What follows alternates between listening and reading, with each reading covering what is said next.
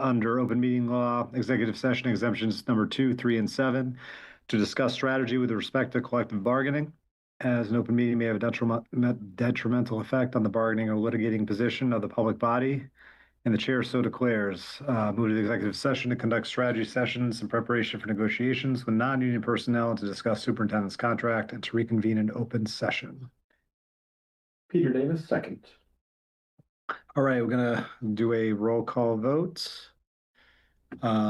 Pete. Yes. Kevin. Yes. Alyssa. Yes. Alex. Yes. Stephen. Yes. Tom. Yes. And I vote yes. All right, at this time we have moved into executive session. I am going to log off, and we plan to return to open session at 7 o'clock tonight at the in the studio, at the WCAT studio. Thank you very much, Ian and WCAT, for everything, and we'll see you in a little bit. Bye-bye.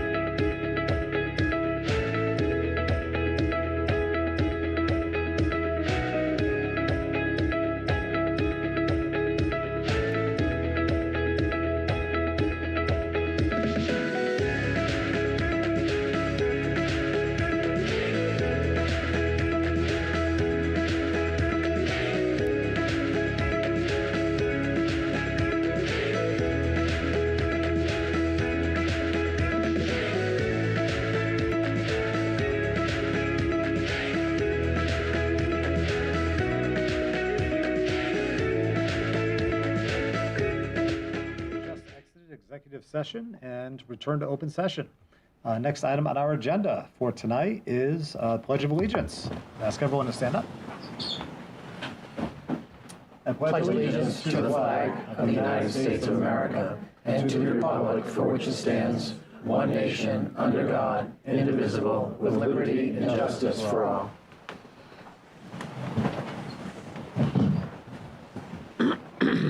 Next item on the agenda is the reading of our mission statement. The vision of the Wakefield Public Schools is to graduate students who are confident, lifelong learners, who are respectful and caring members of their community. Our mission is to prepare students for college, career, and community by providing a rich and challenging curriculum, high-quality instruction, and educational experiences that meet their individual needs and interests. Next item on the agenda is public comment. If there's any member of the public who wishes to address us, now is the time. Okay, seeing no one in the audience that is coming up. Do we have anyone on Zoom that wants to make public comment? All right, seeing no one, hearing no one. We also have a student joining us as well. Yeah, okay, thank you. We are going to exit public comment for the evening. Next item on the agenda is a Student Advisory Council. And I think we have a student here to present. Hello. I hope you guys all had a good beginning of your week. I only have a couple updates for you. So the ELA MCAS for all 10th grade students started today and it'll finish up tomorrow. That means anybody testing arrives as normal and anyone who isn't in high school will arrive to the school at 9:50 for homeroom. Spring sports have successfully begun. The junior prom took place on Friday the 13th at the Black Swan. I was lucky enough to attend. It was amazing. All the students had so much fun, and it seemed like everyone just had a really great time. And last thing, if you are a senior parent watching and you have not ordered your senior's cap and gown, please make sure you do that as soon as possible so you can get all those orders in. And that's everything from me. Thank you very much. Appreciate the update. Does anyone have any questions? For our... Oh, I'm sorry. Could you share your name? Yeah, I'm Simone Millett. Thank you, Simone. Of course. Any questions or comments? All right. Thank you very much. Thank We appreciate Nicely the done. update. Thank you. Thanks, Simone. All right. Next item on the agenda is our consent agenda. I believe we have a motion. Move the school committee approve the minutes of the March 10th, 2026 school committee meeting. Second. Motion has been seconded. Do we have any discussion? Okay, we'll do a roll call vote because we have one member on Zoom. Tom? I will abstain. I was not present at that meeting. Pete? Yes. Kevin? Yes. Stephen? Yes. Melissa? Yes. And I vote yes. Oh, did I forget Alex? Oh my gosh. Wow. That was bad. Wow. I'm sorry, Alex. I apologize for that. That was rough. Alex. Yes. Okay, thank you. That makes how'd that happen? That makes the vote unanimous. Wow. Okay, next item on the agenda is I believe we have some budget items. One budget item. We have a gift. Here tonight. It's just approval of a gift. Okay, so I guess we can just go right to the motion. There's no Move that the presentation. school committee accept with gratitude the donation of a stipend valued at $1,500 from Wakefield Track Boosters Club for one assistant boys and girls track coach for the 2025-2026 winter season. Second. Motion has been seconded. Any discussion? Seeing none, we'll move into a roll call vote. Alex. Yes. Stephen. Yes. I'm sorry, I'm throwing us all off. Tom. Yes. Pete. Yes. Kevin. Yes. Melissa. Yes. And I vote yes. That's unanimous. All right, next item on our agenda is our superintendent's remarks. Dr. Lyons. Thank you very much. I think we're going to start off with the WMGLD sticker winners. So I'd like to invite some people up to the table just to kind of kick us off and share a little bit about the contest and who's being recognized. So I'd like to thank Lisa Tibbetts, is our elementary STEM curriculum coordinator, who's here with us tonight. We also have Carrie Tyrell and Jen Holder, who are elementary science specialists, and Joe Collins and Ann Hadley from the Wakefield Municipal Gas and Light Department. So they'll give us a little summary of the sticker contest. So everything that I was going to say, Kara already said. Thank you. I'm so sorry, Lisa. Thank you for welcoming us tonight and for celebrating our sticker contest winners. I don't want to steal Joe's thunder, so I just want to recognize the fact that Ms. Holder and Ms. Terrell, sitting behind me, have done a lot of hard work with these guys, along with a science teacher from St. Joe's that I don't know, and I apologize for that. Learning about energy and diving into the idea of how we can best use renewable energy. And I want to thank them for all their hard work. And you'll see the end product of that as the kids share their stickers with you tonight. So we'd like to welcome Joe Collins from WMGLD. Lisa, I think our St. Joe's science teacher is here. Oh, she is? Can we give her name? I think I met her earlier. Is she out in the? Oh, Megan, can you tell us her name so we can recognize her? Irene King. Irene King from St. Joseph's. Thank you. Excellent. And Ann Hadley, who's also from the Gas and Light Department, who's done a lot of work behind the scenes for this. Well, thank you for the introduction, and thanks for having me here to kind of go over this exciting kind of thing that we've been doing. So, welcome to the 19th annual WMGLD Energy Conservation Art Contest Award Ceremony.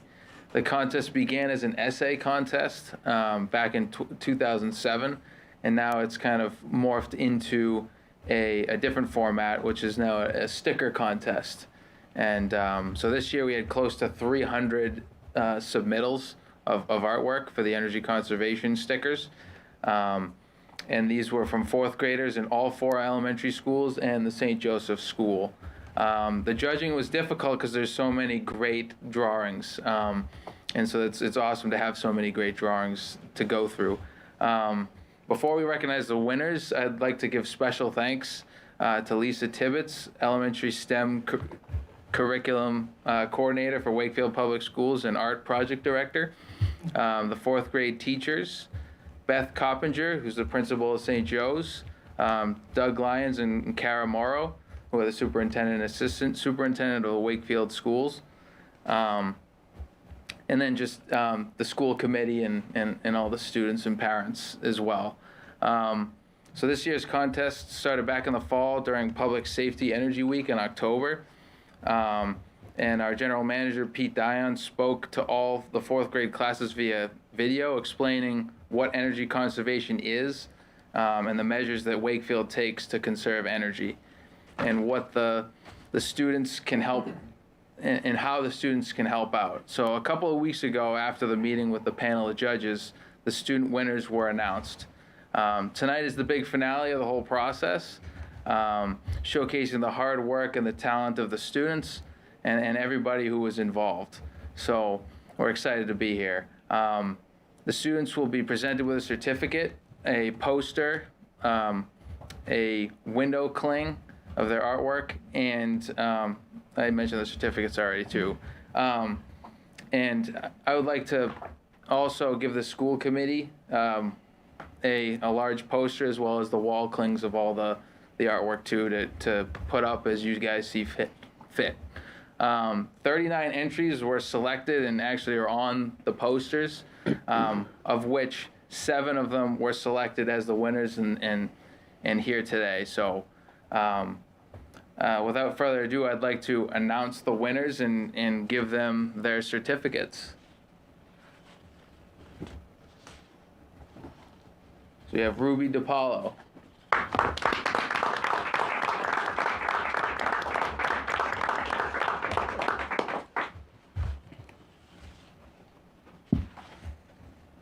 Julia Lucerna.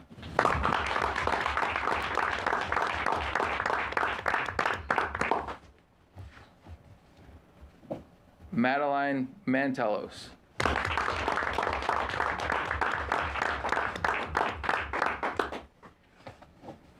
Giuseppe Mitrano.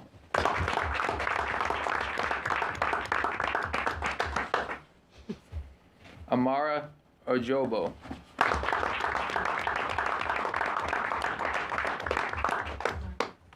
Isaac Omajola.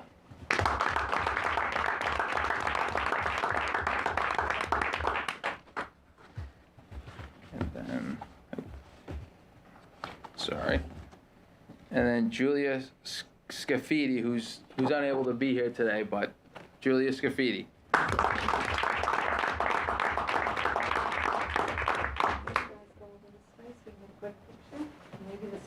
Yeah. Sure.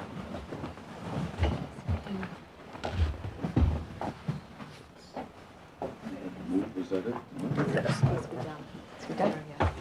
You want us to move down? Is it easier for them to move down, guys? Yeah, probably. What about, oh, is it good? We can scoot down one. Show it off, show it off, guys. Everybody smile. And, all right, thank you. Oh, nice. Nice job.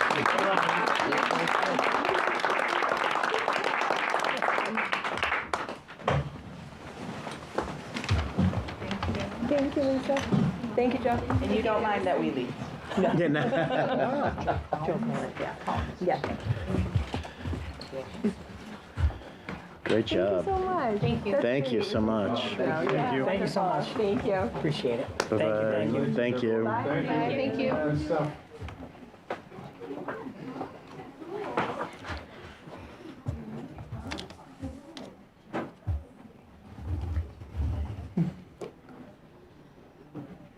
There goes our audience. I know. It's so great to have students and joining us, right? It's a reminder of why we're here. So next item on my agenda is I am representing the music department this evening, seeking approval for the Bands of America Marching Band competition at the University of Delaware, which will take place in October 15th, 2026. And so it's a 2-day competition, October 15th and 16th. 80 members of the band will participate. 12 chaperones will guide the trip. No student will be turned away from the trip. And it's really a wonderful opportunity for the students to be together, to get out on an overnight trip, and to go to the University of Delaware, but also to see other marching bands like themselves. And we really feel like it's a great opportunity. There's going to be over 30 bands from around the country, and we are seeking approval from school committee to make this trip. And I think the administration, the superintendents are in full support of this trip. So we're seeking the support of the committee. So we just need a motion. Yes, sir. Just a quick question. So is this something that the students will be responsible for paying for, families, and they'll figure out the price of what that is, or? Correct. So there is a cost for students. It's $400 per student. And as I mentioned earlier, fundraising will take place, and scholarships are available. And as it was really important for Tom Bankert, that for me to kind of let the committee know that no student is ever left off one of these trips. And so that's kind of what the plan is. And again, we feel like it's just really a wonderful opportunity for our kids. And yeah, And the transportation's by bus, or how will they? coach bus, right? It's just like they are like a college band. Yeah. So it's very exciting. It's exciting for them. It's exciting for our music teachers. Is this the first time that we've gone on this trip? No, it is not. I want to say it's third, Pete. I don't know. They did it before the field went down. They did the Bands of America trip at least a few times before. It was kind of an annual thing. Yeah. Rutgers is in It was that. down in New Jersey when we did it last. And then when the field went down, they were doing a trip up to Maine, kind of like a band camp week, but it didn't work out for the schedule. So, and I think they're ready to give their try going back to Bands of America. Okay, great. So this would be in lieu of the band camp? or in It addition? would be in lieu of that band camp. They would do the local, they would be here in Wakefield for the 2 weeks as opposed to one remote. So I think if they have other opportunities to do other trips, they may. Yeah. So they may be Oh, back. they may be. Yeah. For other opportunities, and so I think, Yeah. and we will support them to do that as well. Okay. Yeah, I think I would make a motion to approve this trip to the University of Delaware. Second. Any discussion? I will do a roll call vote. Alex? Yes. Tom? Yes. Pete? Yes. Kevin? Yes. Stephen? Yes. Melissa? Yes. And I vote yes. All right, looking forward to hearing about that trip. Thank you. I'm sure the Tom Bankert and students will be here to tell you about it. And so, just in staying on the music theme, last Thursday and Friday, the Massachusetts State Music Conference took place at UMass Lowell.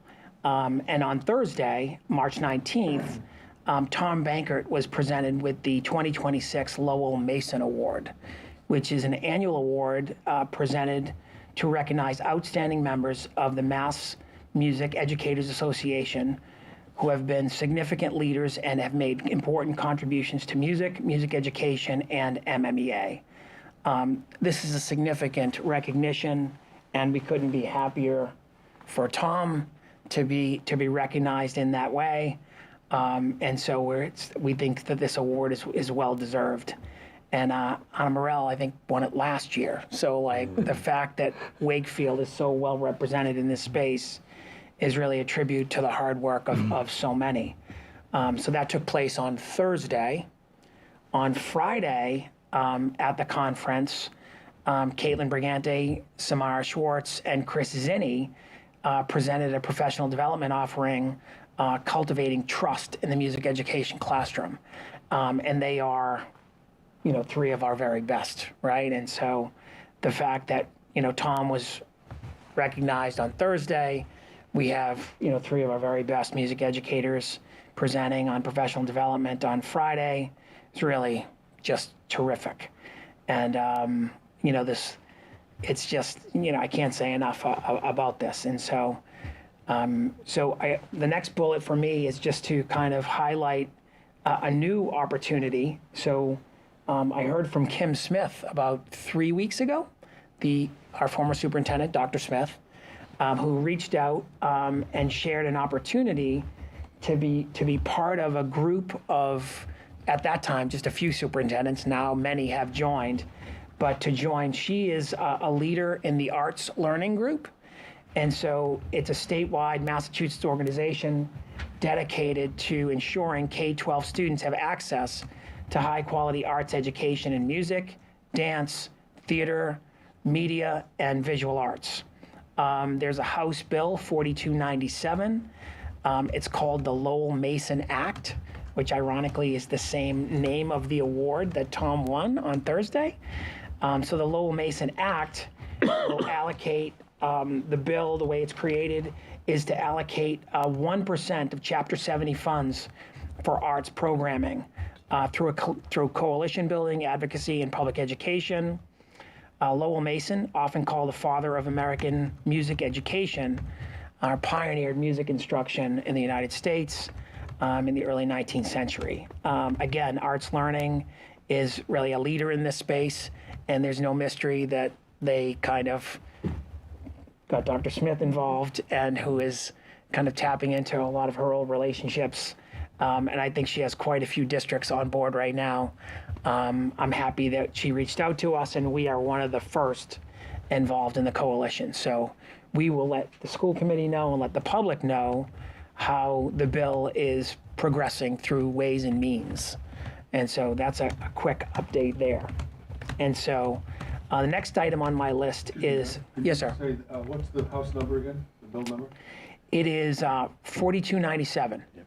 House Bill 4297, the Lowell Mason Act. Yeah. So we will keep everyone up to date on that. It's in committee right now. And so it's been received very favorably. But we also know that resources are becoming difficult, right, at the state level, but more to follow there.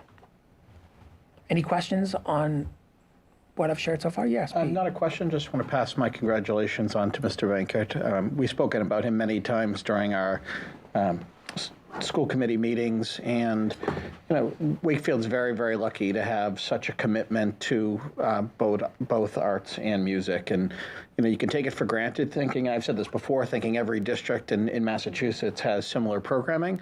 But excuse me. But it's not true. I mean, what Wakefield has to offer in this area far exceeds what you can get in many other districts. And a lot of that is due to Mr. Banker, but also all of his staff who work many, many long hours to provide the best education possible to our students. And it's great that Wakefield is a place where you can come and get that type of education beyond your basic, English and math and sciences. And a lot of kids go on to study those subjects in college, et cetera, just because of the experiences they have here as well. So it's well deserved, and unfortunately he's not here for us to embarrass him and praise all over him, but just wanted to pass on my congratulations and thanks. That's probably why he's not here. So we will have an opportunity to do that, and it is very much in keeping with who he is, to be humble and to kind of pass this along to say, yeah, it's fine with me if you share that. I can't be there, and so he does a great job, and as so many of our music educators do, and as well as our theater educators and so many of people involved in fine and performing arts. It's really a heck of a department. I think it's a model for a lot of districts. So those are some important updates that I want everyone to hear and know about. Again, happy to talk more about them or answer any questions that you might have. We will keep you up to date on arts learning and House Bill 4297, just to let you know there. Just other updates. The Chamber of Commerce from the Wakefield area this morning had their legislators' breakfast. And we had state reps there. Jason Lewis was there, state senator.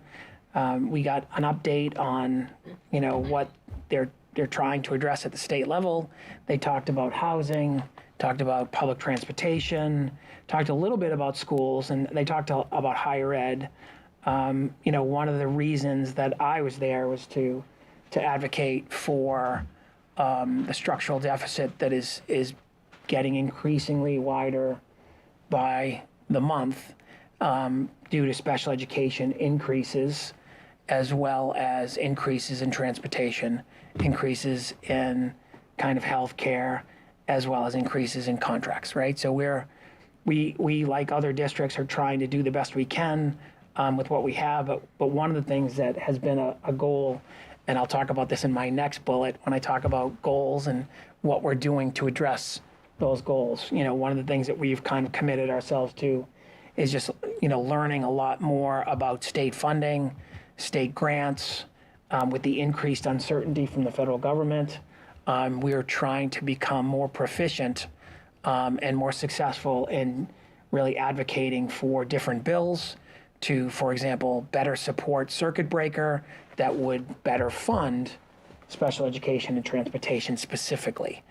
Chapter 70, the per pupil reimbursement, which right now is set at $75. We're going to advocate that it go back to $150, which is what it was last year. And so these things might seem like small things. It's like the 1% of Chapter 70 for arts learning. These things add up very quickly. For example, the Chapter 70 funding at $75 compared to $150, the difference for Wakefield is close to $300,000. And so that's significant, right? And Kara and I will talk a little bit more about that when we do an update on district goals and superintendent goals. Do you want to do it from here, Kara, or do you want to do it from the table? It's totally okay. Whatever. You want to Everyone do it from the thinks. table? Sure. Yeah, we'll do it from the table. Ian, can you switch the slide deck to the slides for superintendent goals?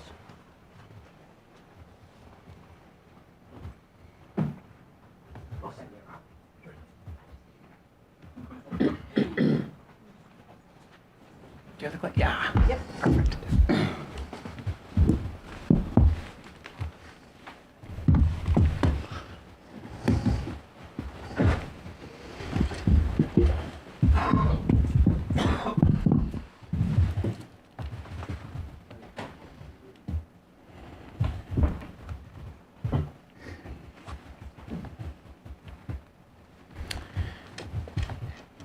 So several of these, so the way that this slide deck is structured, the district goals and kind of the targets are things that we're shooting for, kind of describing those goals, that you've seen these slides back in October.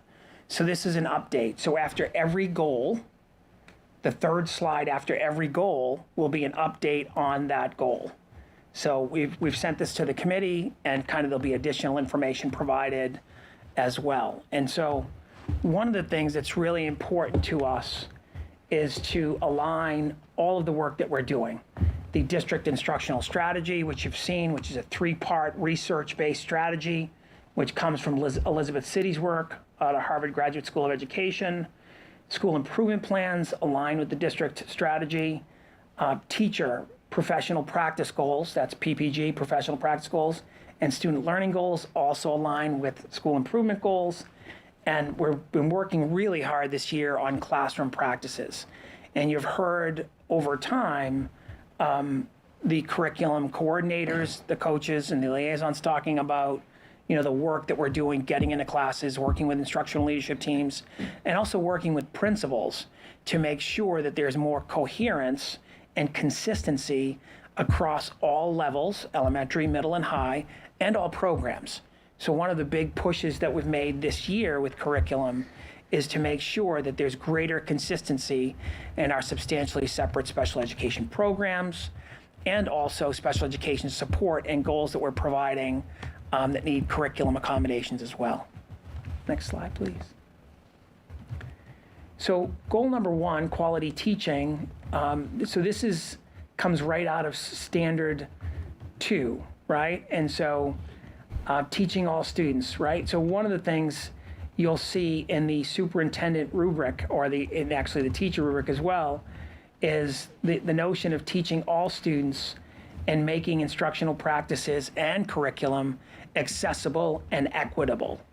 So we've spent quite a bit of time working on that, and you've heard this, and we've used this language in almost all of our presentations on curriculum and instruction. And you haven't only heard it from Kara and myself, you've also heard it from, again, our principals when they do their school improvement plans, and our curriculum leaders as well. So for the action steps that we talked about this year, we talked about ensuring adoption of the evaluation framework. So one of our goals this year was to make the switch from the evaluation rubrics that were adapted years ago to the state model, right? So when I arrived here 11 years ago, Wakefield had adapted the state model, which was a choice the district could make. You could adopt the state model, or you could adapt the state model, and had to be approved by DESE, the Department of Elementary and Secondary Ed.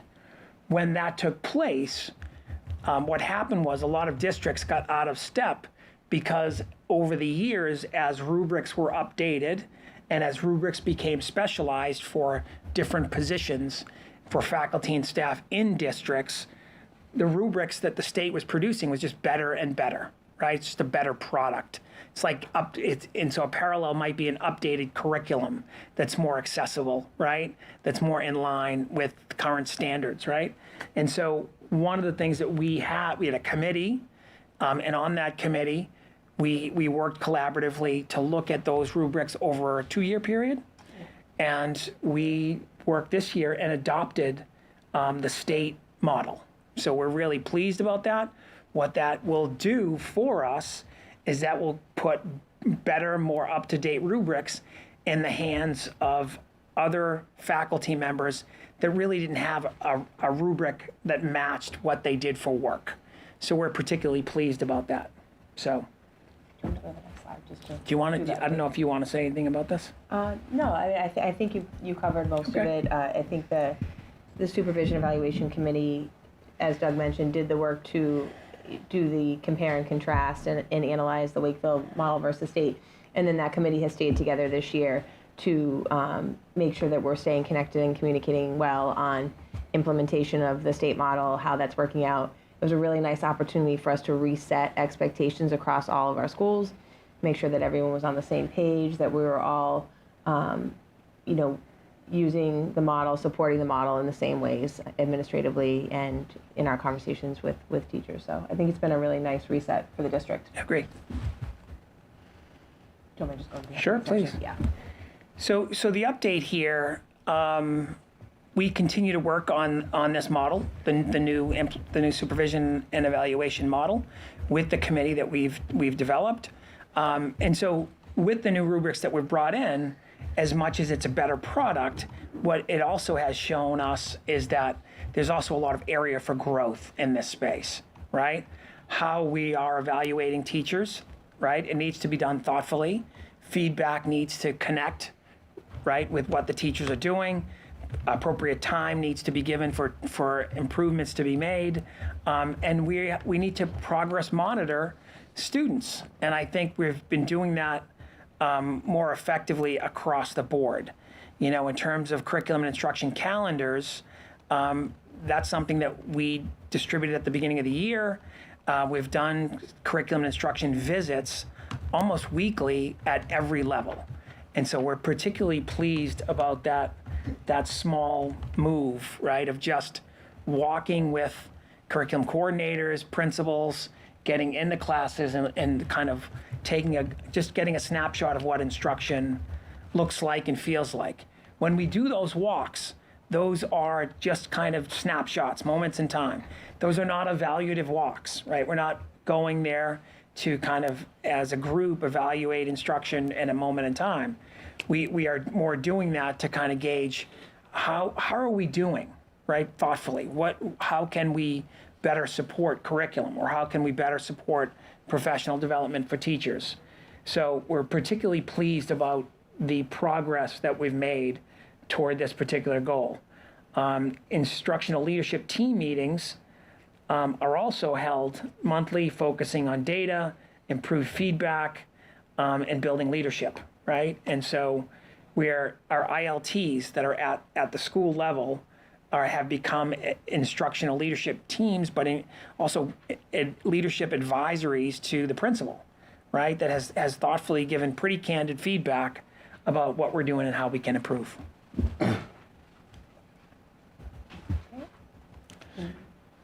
So this is kind of the Vertice 2, or kind of the second part of our school improvement plans, which aligns with our district goals. So this is rich and challenging curriculum. So we're always looking with a lens at the curriculums that we're using and the outcomes that we're getting. So that's a quick. Did you want to jump in? Do you want to jump in? Did you, I didn't know what it. Go ahead. You want to do it? Okay. All right. So yes, I'll do similar to what Doug did. Just kind of go through some of the action steps, because we've already reviewed that, and then give you an update.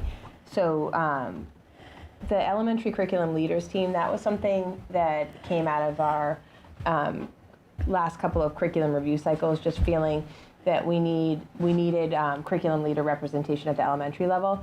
Our middle school has our curriculum liaisons, which is a teacher stipend position, and then the high school has department coordinators. We didn't have similar positions at the elementary level. So the curriculum leaders are our version of that at the elementary level, where we have representatives from grade levels across the district.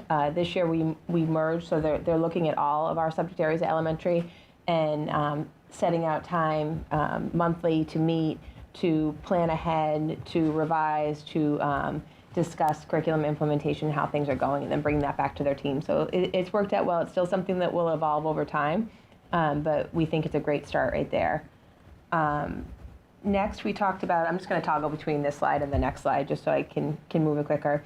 So the science unit development, that continues to go on. That was the recommendation from our science curriculum review, where we weren't in a position to fully adopt one of the high quality instructional materials recommended through DESE, but we are looking at Open SciEd as a reference point in our unit development. We created a template that mirrors a lot of the components of high quality instructional materials with rooted in phenomena, the way that it is recommended, and we're building it team by team. So we have across Galvin 5 through 8, we've continued to develop units using our professional development time this year. So that's going well. Teachers have launched some of those units, and it continues to be a work in progress. The elementary as well is all aligned, and resources are all organized throughout there. And then the high school as well is continuing to go course by course. The social studies curriculum review is in process still. I came from a meeting there this afternoon. They're getting close to the end of analyzing and reviewing social studies curriculum K through 12.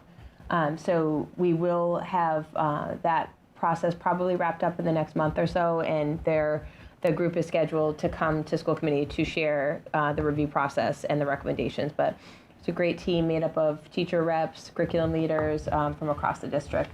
And they've done a really nice work, not only looking at the content, but the practice standards, and also how we can tie literacy standards into social studies as much as possible. Doug will probably talk more about open architects. That was a big initiative for us this year. We were feeling, all of us administratively, that we needed a place to have our data stored, to manipulate our data just in terms of how we view it and display it. So everyone's very excited about open architects. It's very user-friendly. We have all of our in-district assessments, our DIBELs, iReady, other assessments that we're using in the district, as well as MCAS. And we can, we're trying to route, as Doug mentioned, our ILT meetings, our teacher goals, professional development, all in how that data is looking for us. And it was a big next step for us to onboard teachers to open architects in January. So now all of our teachers, there's limitations per teacher that they can see their current students, but I think that will continue to be a really useful tool that we'll train on as well. And the last action step for this goal was related to data meetings. That was something that we had found were in place but not completely consistent across all of our schools. So again, we looked at our format at our elementary level in particular, and basing our data meetings around our beginning of year, our mid-year assessment, and then our end of year assessment. So we'll have all of that data to help drive those meetings and support the work that we've done with our intervention model, and making sure that we continue to fulfill our commitment that any of our students who meet criteria for reading intervention receive reading intervention. And so we've done a lot of work on that and streamlining that, connecting it to our general ed curriculum, and ensuring that all of our students get that support. And I'm going to skip to I just provided that update. I will, just mention one more thing that wasn't on the action steps. One of the areas where we had just a deficit in our data collection was our high school math. So we piloted iReady this year at the high school as well, because we had iReady K through 8 for progress monitoring, and we did not have it at the high school. So this was our first year piloting that and figuring out testing situation, that sort of thing. So we have the winter data that we can report on in the future, but that did get off the ground. So we'll continue to assess that. Yeah, goal 3, individualized student learning. Again, this is our third district goal. It aligns with school improvement plans. This is just simply about, trying to get students what they need to have the most effective and, productive learning experience, right? And so all students learn at different rates in different ways, but it's really thinking about how best to do those things. And so, next slide, please.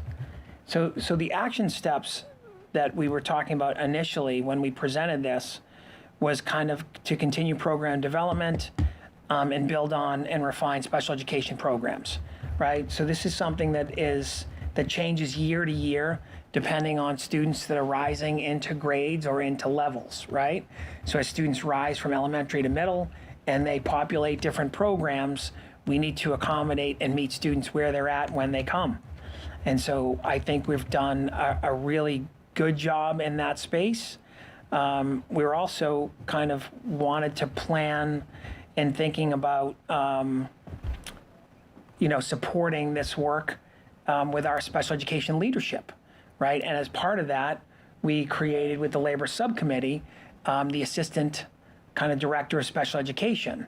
And shortly thereafter, we didn't know at the time, but shortly thereafter, this position was like right on cue, because shortly thereafter, Rosie took leave. And so that speaks to the special education leadership structure.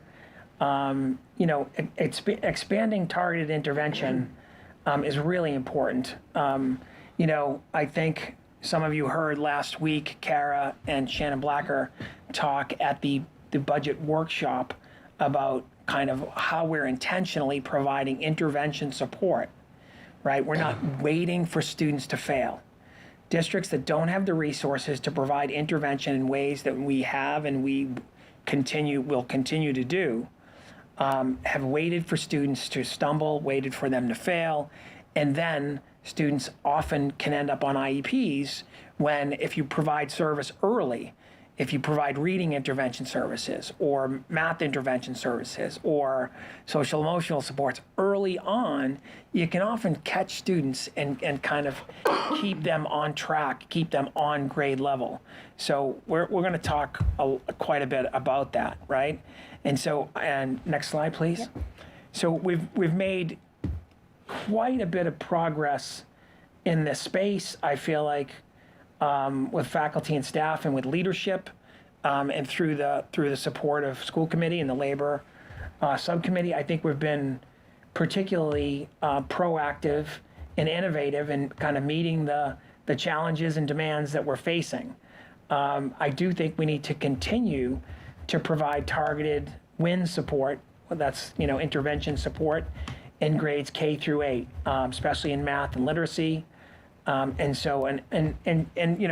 We approach this with kind of a healthy sense of humility, right? Understanding that as much as we, plan and make goals and try to work the plan, we need to sometimes adjust timelines, and often we need to do more work over time. So an area of growth for us continues to be, to an analysis of student survey data to assess school climate and belonging. We need to continue to look at those things, which we did at the beginning of last year, right? Where we shared the vocal data, if you recall, where kids, a lot of students kind of gave very favorable feedback in many areas, but they also gave us some sobering feedback around, their different times and different age groups where students have felt kind of bullied, and particularly in the cyber area. And that was all not only confirmed with the vocal data, it was also confirmed with the youth risk behavior survey. Next slide, please. So now we're going into the 3 superintendent goals. There are 3. Again, the first 2 slides were presented in October, and then the 3rd slide will be an update. So this is about prioritizing and standards and instructional practices that engage to meet students' diverse needs. This aligns with the supervision and evaluation document for the superintendency. 1B is instruction, 1D is the evaluation system, and 1D is data-informed decision-making and tiered supports, which really align with intervention. Next slide. So, in October, we shared that we would kind of implement and monitor standards-based instruction. I think we've made significant progress in our curriculum work.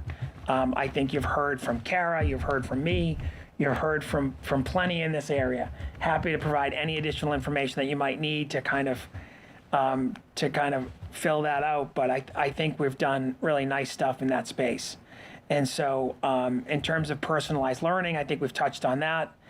So integrating belonging and inclusive practices, I mentioned that a moment ago, and really, again, digging back into the vocal data, students are taking MCAS, right? And we're going to have an update of the vocal data very shortly.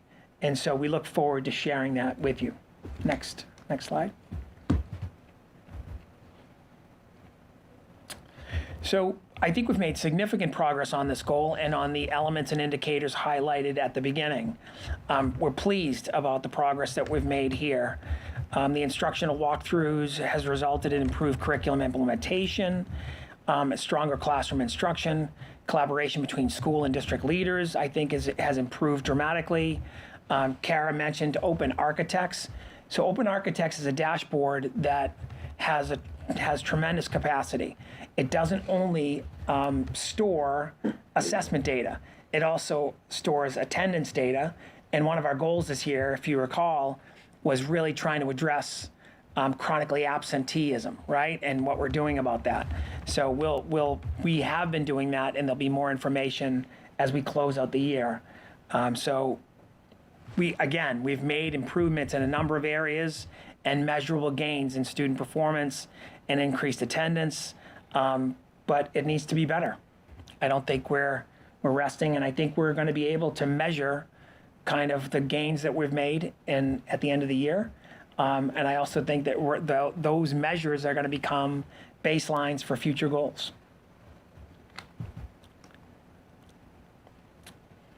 So goal 2, this is about finance, operation, fiscal management, and also about kind of really preparing for the future for the district. This is entirely what this goal is about. And so you've heard me talk about finances quite a bit in the last couple of weeks.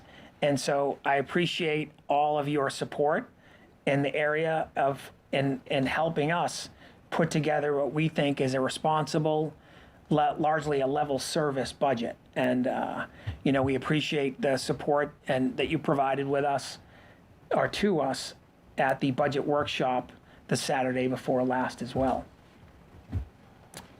So I won't spend much time on these.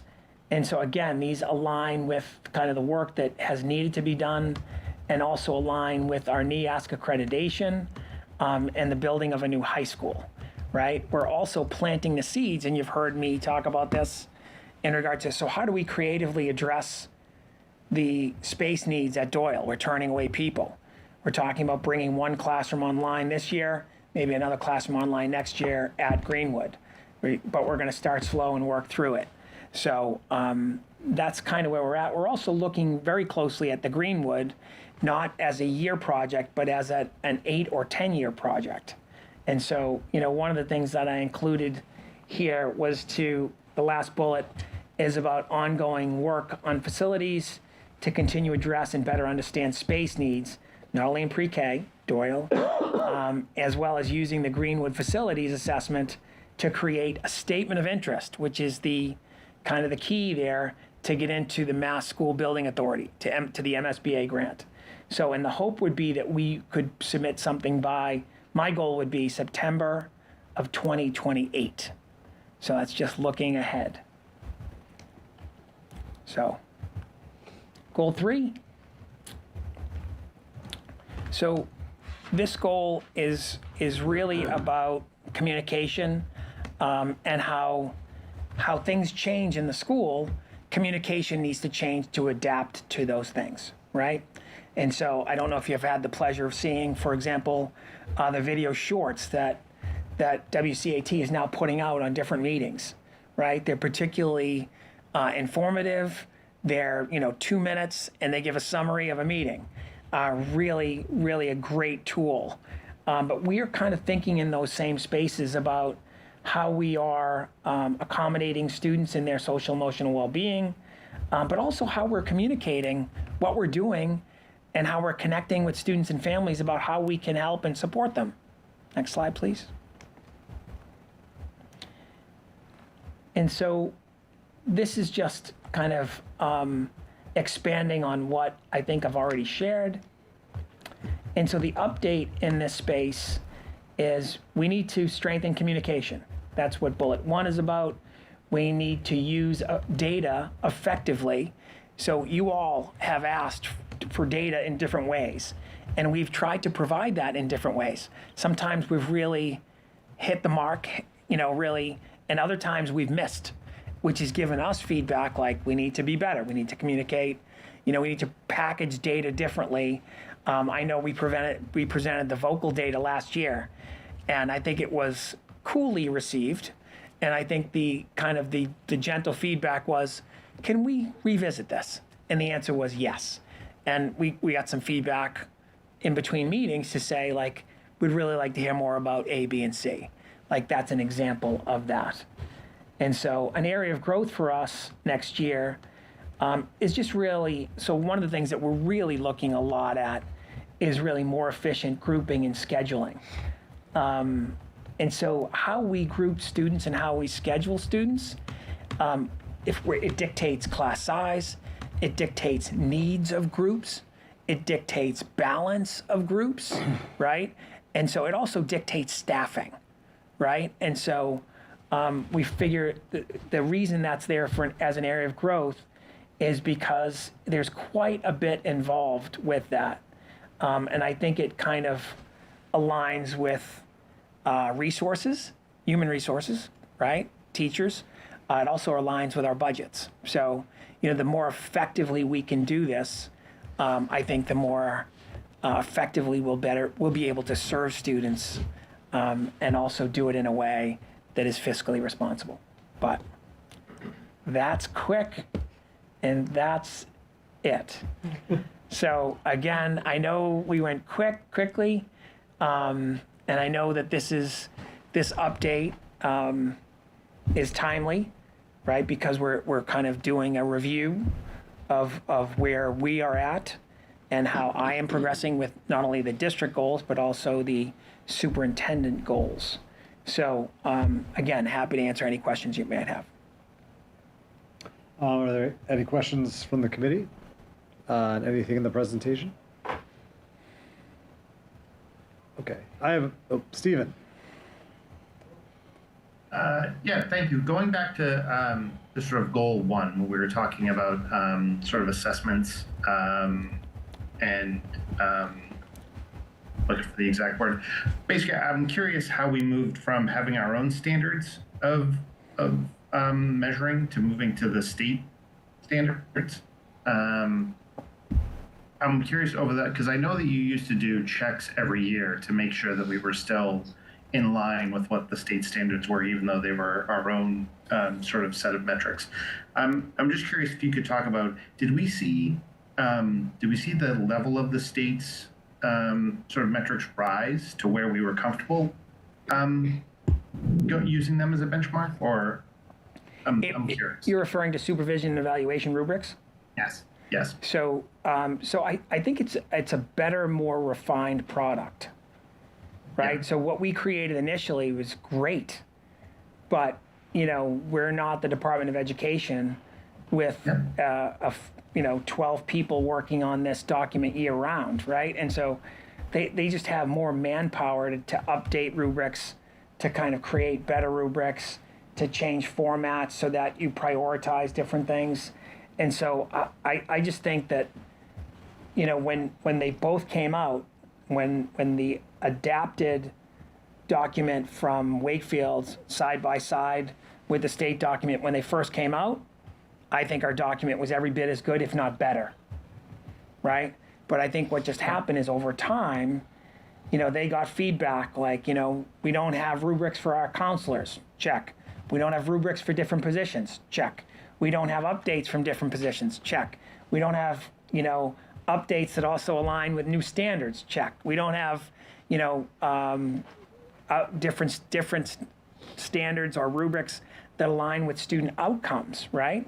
And so I could go on, but I won't. Mm-hmm. That's what I was wondering, is I feel like there was a reason that we didn't align to the state's rubrics a while back. I'm just wondering if, because I feel like you've always sort of mentioned that we always sort of benchmark against them over the years to make sure we were keeping pace. Yeah. And so now it feels like finally sort of those products were more aligned. And I totally get your point about sort of there's more resources for them so that they can be more adaptive, and it's a little harder, us just being a singular school district, to sort of keep pace with that adaptive, process. So it's good to see that we can sort of take advantage of that. How as a state taxpayer, that sort of work that goes in at the state can come back and help us as a district, so that we can look at some other things. Yeah. So that's great to hear. We still have a lot to work. We still have a lot of work to do in that area, right? And so it's good. Exceptional rubrics is like exceptional curriculum, right? Great curriculum and great standards don't equal great outcomes, right? So it's about supporting the people in those places to grow in those spaces. That's great. I had one other question, which is it might be sort of out in left field, but I'm curious, with the podcast that you've been doing, do you keep track of the viewership? I'll be honest with you, I have not. I think I looked at it once, and I think I was a little disappointed because it was so low.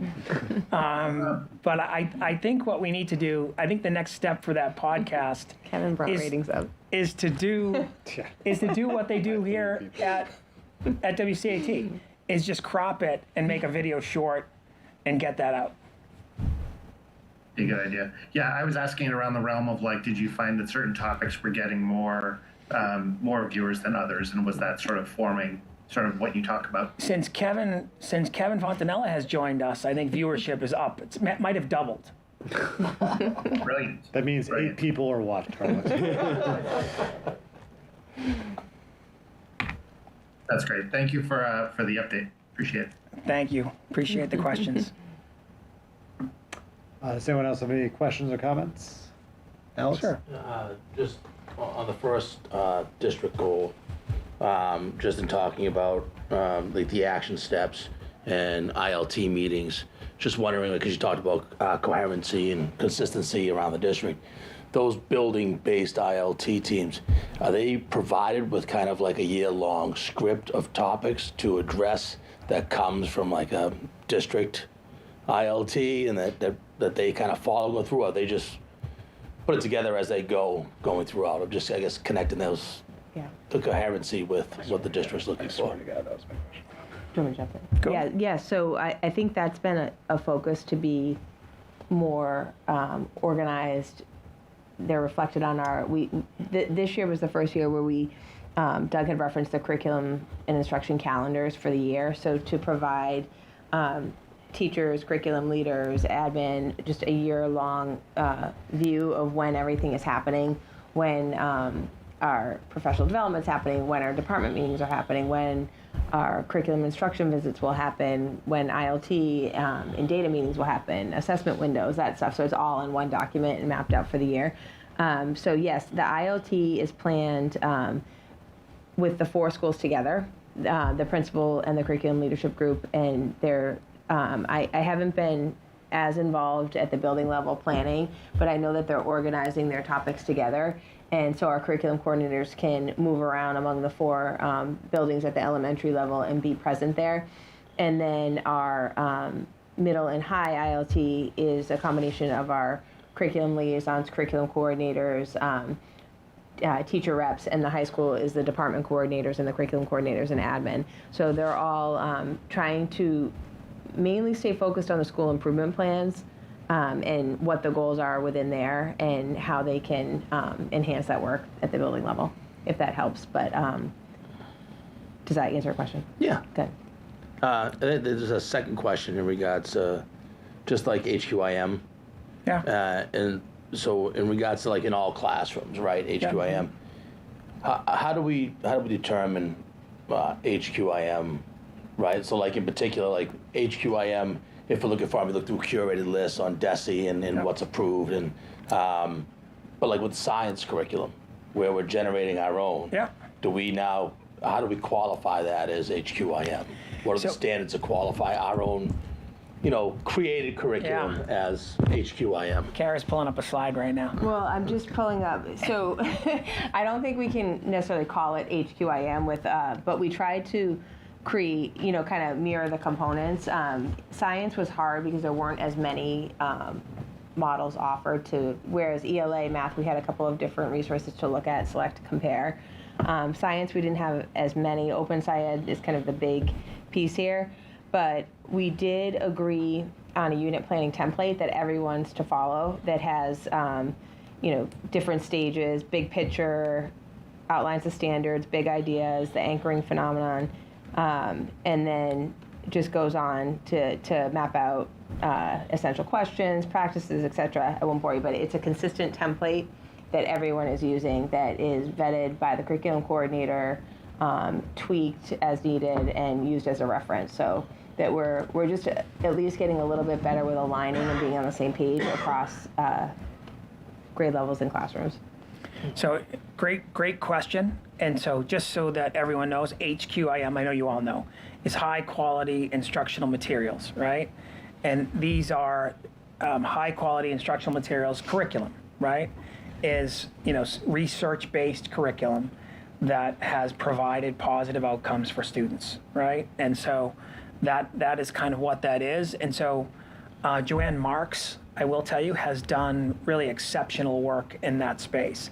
I would also say that John Hanron here at the high school has done exceptional work in that space. And one of the things that I particularly like about it, Alex, is that, for example, John Hanron at the high school will develop a unit with his department or with a group of teachers, and he'll try it out with students, and then they'll assess, how was engagement? Were students engaged?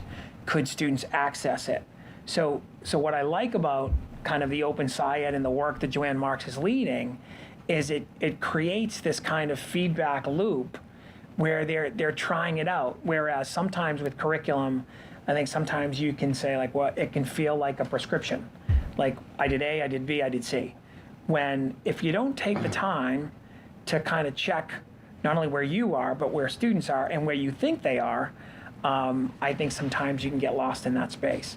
But I'm particularly pleased with the work that Joanne Marks, John Hanron, and our science teachers are doing, especially at middle and high. Yeah, for sure. No, they're working really hard. It's a lot of work, I think, to do this on your own as a district. I think that's where, if there are, strong resources available that districts can compare and dig into, kind of like what we did for ELA and math. We're in the history review right now, looking closely at investigating history and other civics options.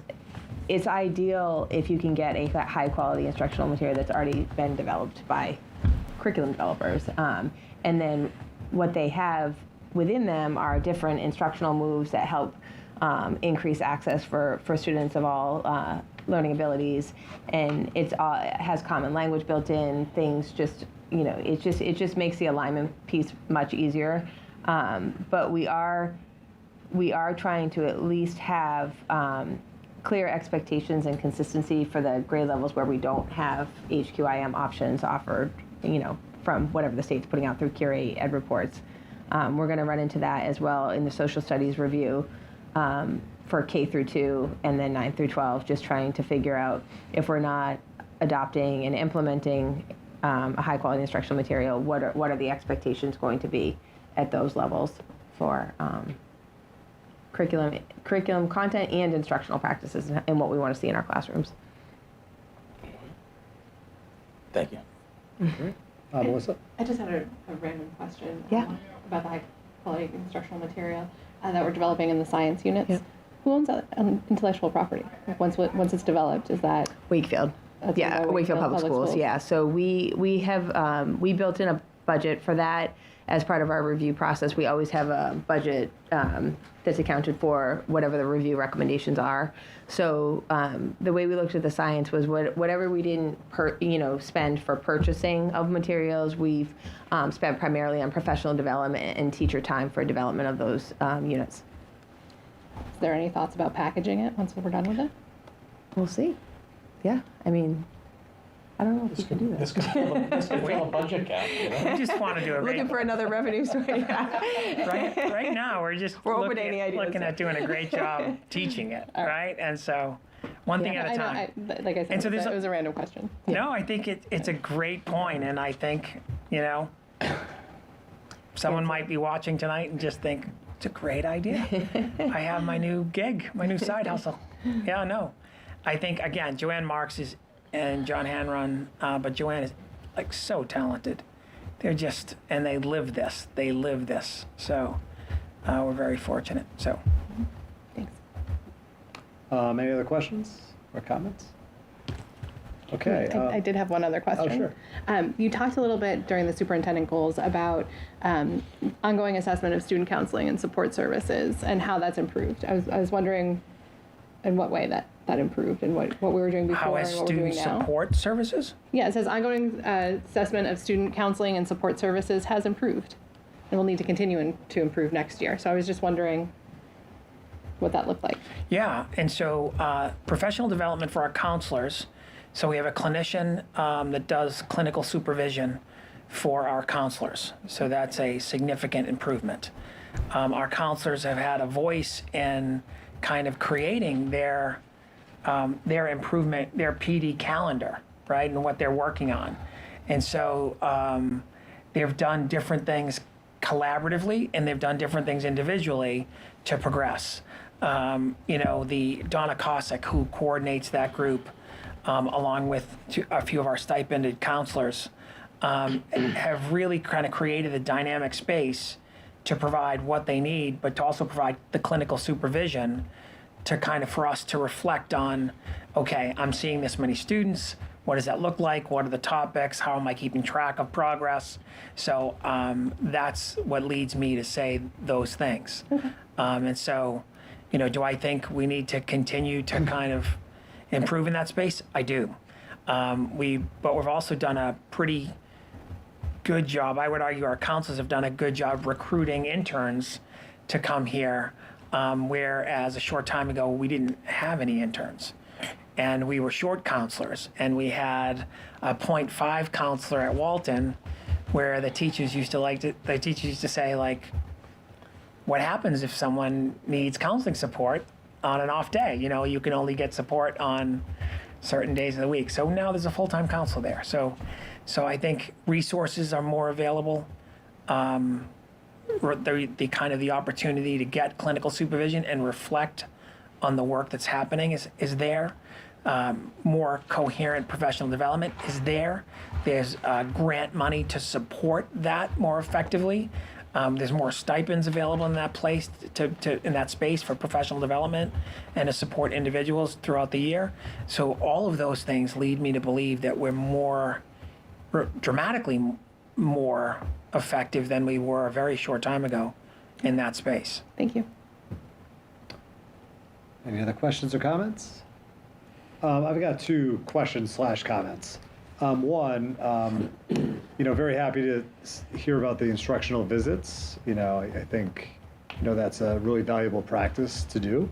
One quick question I had was, is there any feedback given after the instructional visits? I didn't know what the practice that we were following in terms of like quick feedback or the type of feedback that's given. Yeah, after we walk, we kind of get together and talk about, what did we see that we have, we thought was really positive, right? And how do we capture that? And what are things that we're just curious about, right? What are things we like to see more of if we come back? And so the principals will kind of work with Kara and the curriculum governance group, and they'll craft an email, send it out to the teachers that we visit. Okay. Yeah. Yeah, one thing that I always found very valuable was, like a lot of times in the evaluation process or when you get walkthroughs, like you might not even see the person, and really not get feedback. And I always thought that like quick feedback, like, if I taught a lesson like 3 weeks ago, it's like, what happened? But the curriculum walkthroughs are not evaluative. Oh, I know, but it doesn't matter if it's evaluative or not. Right. Like, if you don't get feedback on what you did, it doesn't matter Correct. if it counts or doesn't count. We agree. Really, The whole notion of being timely and actionable is... Yeah. Great. But yeah, no, it's really good practice to do, so happy to hear that. And then my second question is really connected to what Alex asked earlier about the ILT meetings. It's really more of a comment. I was wondering if you could provide, not tonight, but if you could just provide kind of like an example of like what an ILT would discuss. Sure. Like what data is analyzed. Like just like show us like what, like just give it like a small example, of like something that would happen in an ILT meeting and, because like when we see data analysis, just trying to think, what we're looking at. So. Yeah. So that'd be great for us to look at. We can have principals talk about that when they come and talk about their school improvement plans. Yeah. Okay. Yeah. Good. And happy to provide draft agenda if you'd like to see that as well. Yeah. No. Even if you got a quick email or an example of just not to violate privacy of what goes on in the meetings, but just like what's happening. Alex, did you have? You said one last question on it. It was Superintendent Goal 1. Integrate belonging, inclusive practices where you embed social emotional learning and community building into daily instruction. Can you just speak a little bit more about like are there other spots outside of daily instruction where that stuff has led, like embedding that and how you've embedded that, and that's led to academic, to achievement and to, just approved attendance, et cetera? Yeah, I think what immediately comes to mind for me is work that's happening at the elementary level. Teachers just taking time to check in with students while they're doing curriculum work, right? And so just kind of trying to give time and space. Jen Gallant at the Dole Bear used to greet students in the morning. Students would come in, she'd greet every student at the door, and they could give a high five, a fist bump, or get a hug to start the day, right? And so that gave her a quick snapshot as kids were walking through the door, like who might be starting the day off in a hard place, right? Who might need a little bit more of my attention? How might I do that? And please, I don't mean to pick on one teacher in one space. I think that at elementary, that happens really across the board, and it lends itself a little bit more to teachers to be able to do that, really by virtue of the schedule, because it's a self-contained class. But I think that there's kind of, my gosh, there's numbers of experiences where we're giving time and space where, teachers are checking in with students. How are you feeling? Is this your best work? Teachers, as we go around and we are in classrooms, there are teachers that leave Post-its on student desks, right, with goals for them for the week, where they check in every week on their goals. These are like small little things, but they go directly to like who they are and what they're working on, and it's individualized and it's personalized, and it really shows that, like, I'm your teacher, I know you, I care about you, and I'm going to help you achieve the goals that we're going to set together, right? And I think it's happening more at the middle school, and I think I think goal setting is happening at the high school, and I think you could see a lot of that in Portrait of a Graduate that was presented last year. But that's a quick on that. I don't know if you, yeah. So, but I mean, can it always be better? No question. But is it pretty good? Yeah. Yeah, and to see it in action, I mean, I don't know if you have time, but you just need to walk through a classroom or come visit Doyle with me, and you'll think, I got to go here every day, right? Because it's pretty great. It's pretty great. So, yeah, and not just to pick on Doyle. I mean, we have many, many, many classrooms that are just doing some really nice stuff that really provide time and space for kids to be, 10, 11, 12, 13. It's great. So I'm happy to provide you with a list with classrooms, teachers, and numbers. Yeah, it's quite good. So. Okay. Thank you. Of course. All right. Thank you very much. Some more questions, comments? Thank you for the presentation. Thanks for the time. Appreciate it.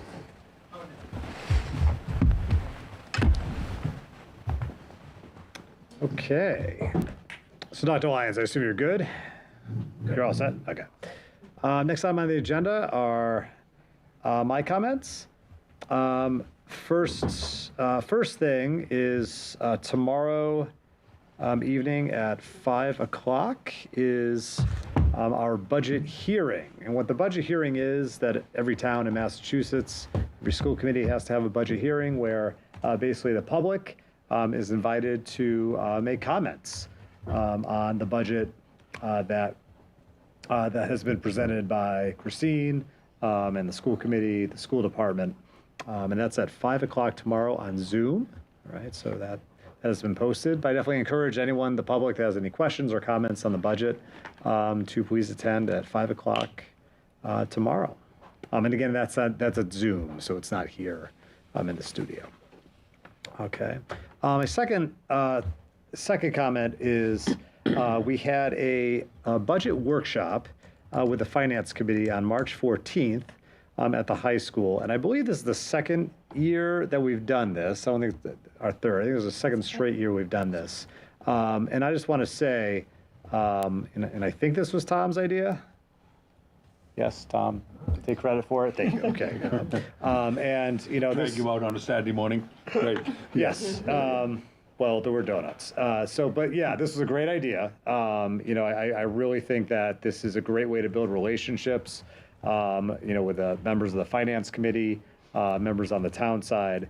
One thing that a lot of people don't get in, school committee land, if you're in the public, is that, you got the school side and you got the town side. And a lot of times, I don't watch town council meetings. I don't really, engage that much with people on the town side. And it's just a really good way for us to actually, meet with people. And even though some of the conversations can be difficult, building relationships, human being to human being is just a real good way to help, engage with these issues and to really, get involved. So I really appreciate the idea last year. I thought it was great last year, and I thought it was a very successful meeting this year. So thanks for coming up with it, and also planning the, agenda on our side and starting the meeting. One thing that happened, it was a 3-hour meeting and I just wanted to let the public know that basically what happened at the meeting is that the Finance Committee made a presentation to the school committee, town council representative, our town administrator, and basically talked about the financial forecasting for the town. I thought Dan Sherman and the Finance Committee did a very good job, very clear presentation with what the town is looking like fiscally. And I think that one thing that we can see in districts around us is that the fiscal situation in the state really makes it hard for districts to be able to fund strong budgets to really improve their school systems. If you read the Boston Globe, pretty much every other day there's a talk about an override or a budget where there have to be cuts on both the town side, whether it's police, fire, schools. And one thing that really came out of this presentation is that even with all the districts around us that are in tough financial situations, I'm pretty proud that we're still able to support what I consider is a really good budget that will really keep the gains that we've made over the past 5-6 years. One thing I do want to say is we are, as we've said before, we are, going to be, eventually voting on a level service budget.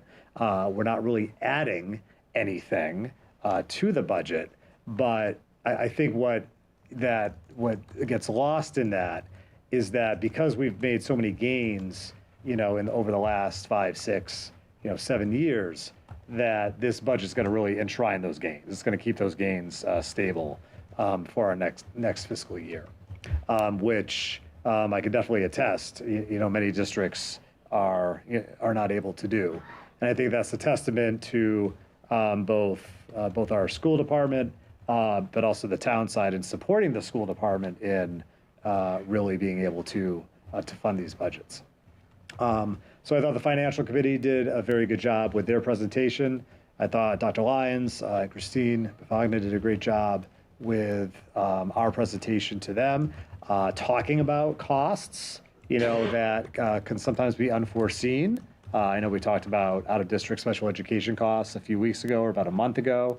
And I think it really helps, because we're just kind of in that world, it really helps to have that conversation with people that aren't in that world, where they can see, wow, you really can't foresee these costs. This is not something you can budget for 6 months in advance. We don't know necessarily, that some of these things are going to happen.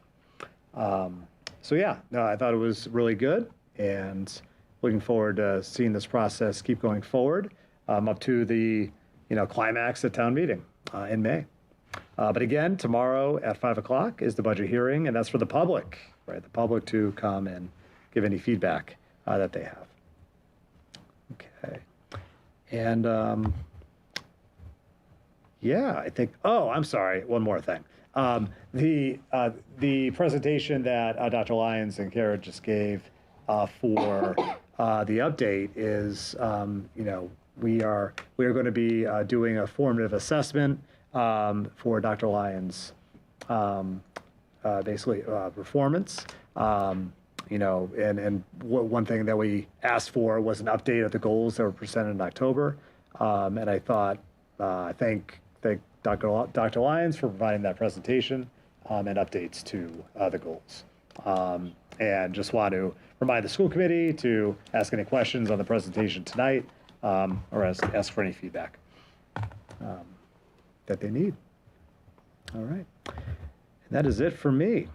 Subcommittee reports. Tom. Thank you, Kevin. Thanks for that. You have articulated well, so I appreciate that. The finance subcommittee has been, really working to support the administration to get ready for the presentations, both the one that was made to the school committee as well as the budget workshop. We will have our next meeting on Monday the 30th at 8 a.m., at which time we will, sort of collaborate on feedback we have the opportunity to have received already, as well as what input we may get at the public hearing. And that will lead into the budget vote for the following Wednesday, or for 2 days later. Yeah. Great, thank you. Kevin, Labor and Personnel. Yeah, Labor and Personnel continues to work on a couple of different projects.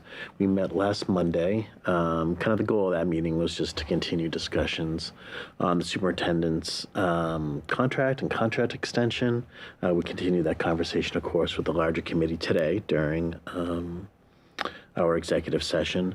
And then I will be contacting the subcommittee that's working on negotiations with the WEA to get another meeting scheduled so we can hopefully complete the discussions around the move and the new bell schedule, which will take place in the new building, or take place next year in anticipation for the new building. So more to come.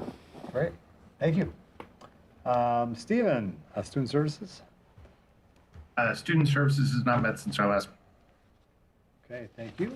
Melissa, Policy. We have not met since our last meeting. Okay. Are there any liaison reports for anybody?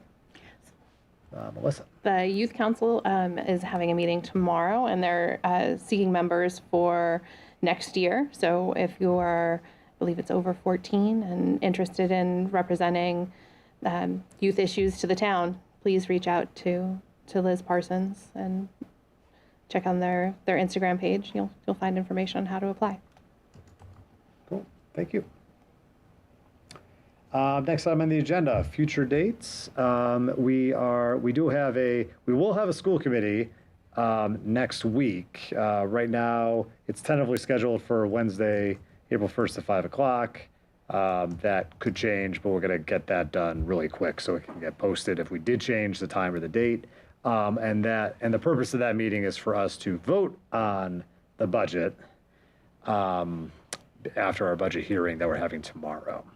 And once we vote on the budget, it is approved budget by us. Next item on the agenda, school committee comments. Does anyone have any comments? All right, we are talked out. No one has any comments. We are good. Last item on the agenda, motion to adjourn. Move the school committee adjourn its meeting of Tuesday, March 24th, 2026. Second. All right, motion has been seconded. I assume no discussion. Moved for a roll call vote. Alex? Yes. Tom? Yes. Pete? Yes. Kevin? Yes. Stephen? Yes. Melissa? Yes. I vote yes. All right, see you tomorrow.